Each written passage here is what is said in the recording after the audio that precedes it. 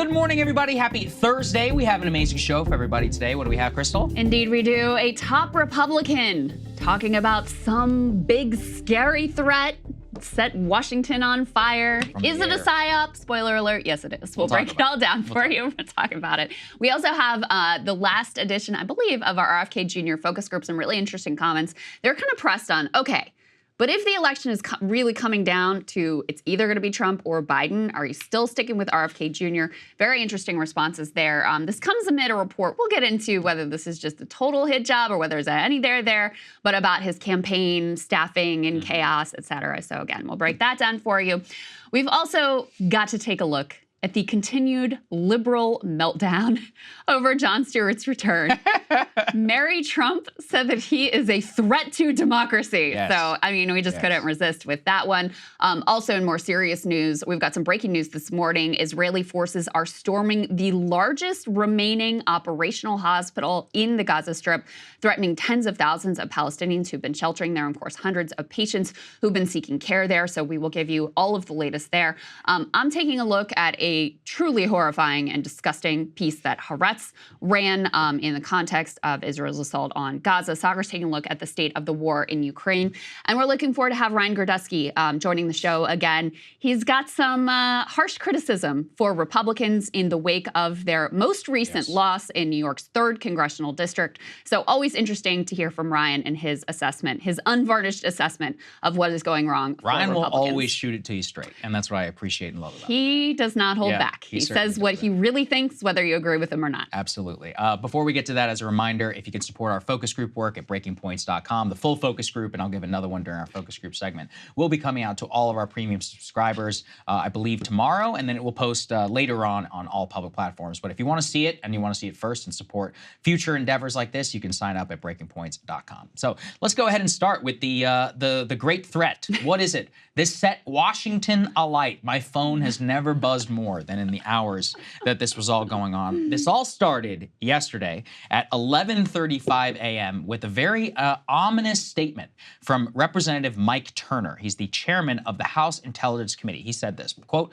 let's put this up there on the screen. Today, the House Permanent Select Committee on Intelligence has made available to all members of Congress information concerning a serious national security threat. I am requesting President Biden declassify all information relating to this threat so that Congress, the administration, our allies can openly discuss the actions necessary to respond immediately. People are like, wait, what? Are we under attack?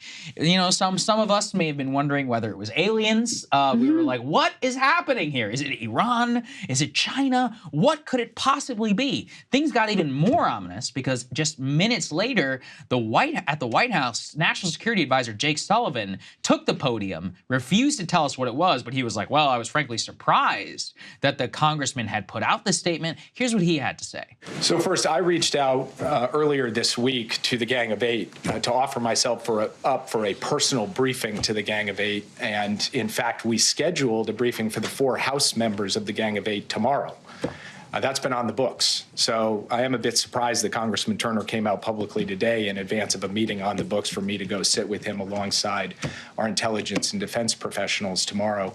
That's his choice to do that. All I can tell you is that I'm focused on going to see him, sit with him, as well as the other House members of the Gang of Eight tomorrow.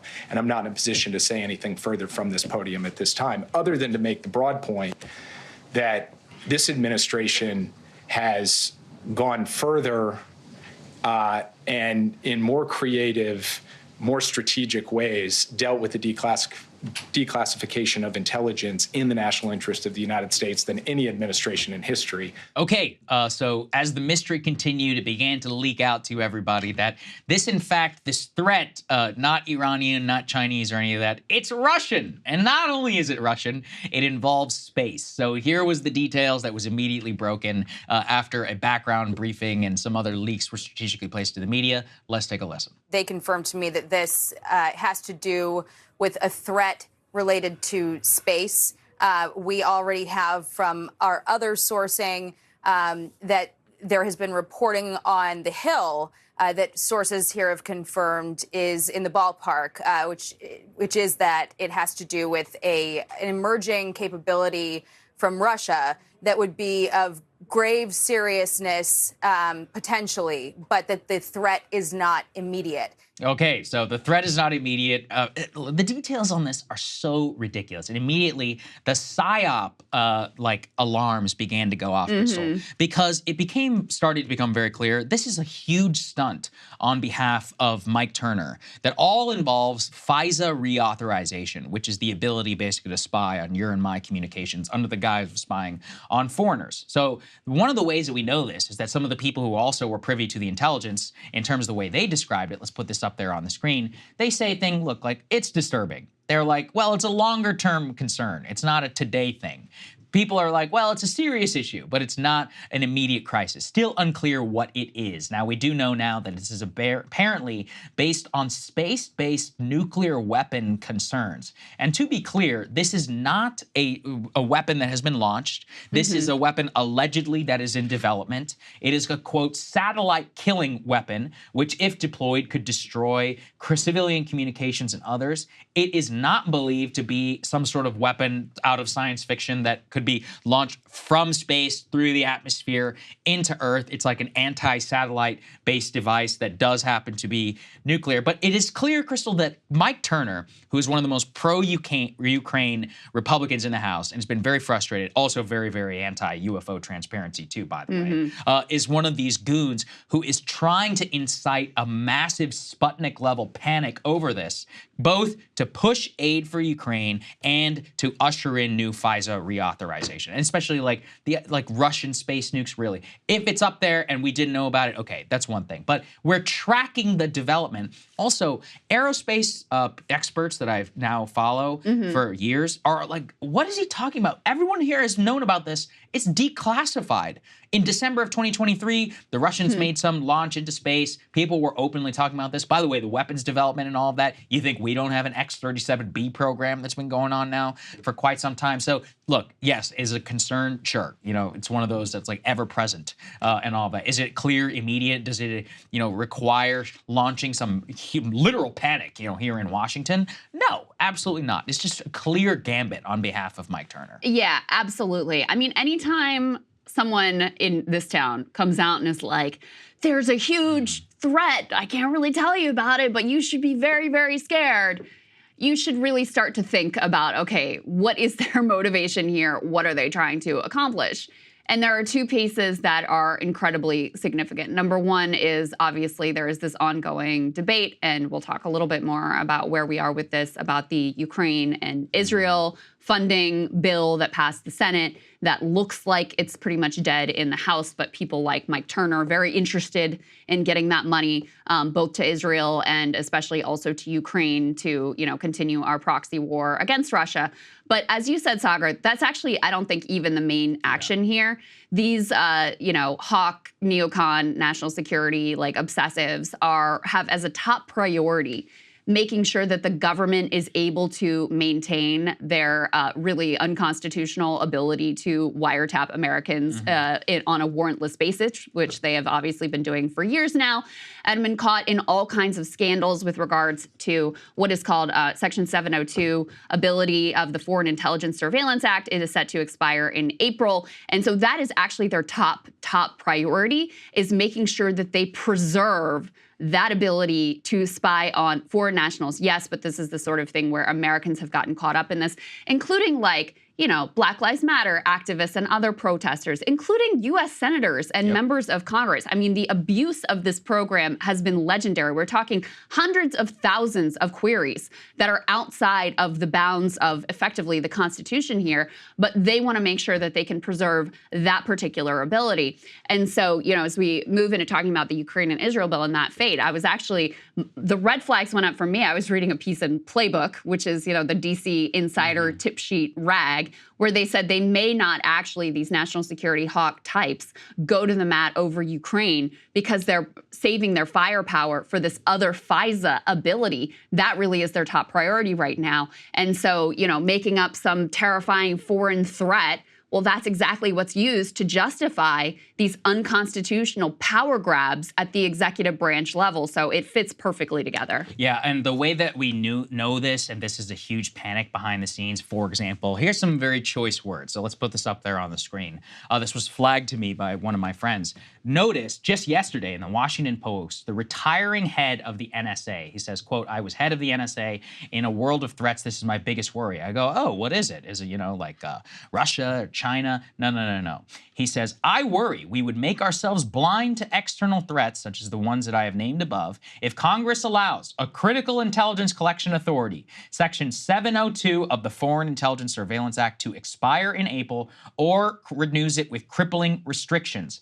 Either move would be a self-inflicted wound that our nation cannot afford." He says, "I was at the Pentagon when people tried to crash on September 11th, as they found out through basically the FISA and its current form, the 702 authorization and more, has all basically been a part of the Patriot Act infrastructure that was enacted immediately after 9/11. It was also a key part of some of the abuses that Edward Snowden revealed back in the day in 2013 with his original leaks. There was some sort of reauthorization and changes to the program in 2018 in response to some of the Russiagate concerns that we saw previously, for example, with Carter Page and many of the other things that you just discussed. But behind the scenes, this is the single most important priority other than Ukraine aid for these Russia hawks, because it's one of the ways that they allegedly spy on Russians. Now, as critics of the program, including Rand Paul and many, Republican, more libertarian-minded folks would show you, is that it often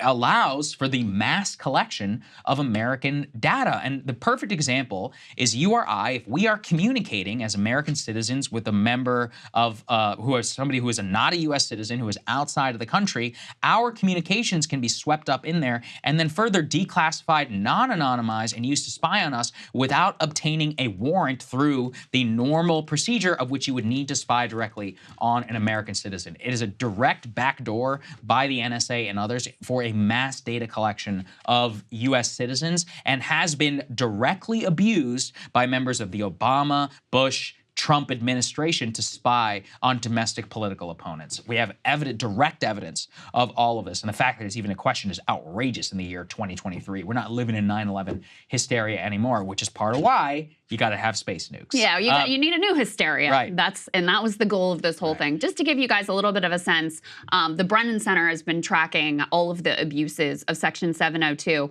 They say, to give just a few examples, the FBI has conducted warrantless searches of Section 702 acquired information access communications of Black Lives Matter protesters, U.S. government officials, journalists, political commentators, and 19,000 donors to a single congressional campaign. The FBI conducted 200,000 of these backdoor searches in 2022 alone. Yeah, exactly. So this is the top priority of the national security hawks, to make sure they can continue to spy on you and me and political activists and journalists and government and officials who they think are doing something untoward that they don't like. And so it is outrageous, and it was so naked, this particular PSYOP, that people immediately saw through what he was up to here with his, vague warnings of some amorphous threat that we should all be terrified over. Exactly right. So anyway, you can probably sleep easier. Everything is fine. Even if they do put a nuke in space, allegedly at some point in the future, it would be anti-satellite. I will tell you,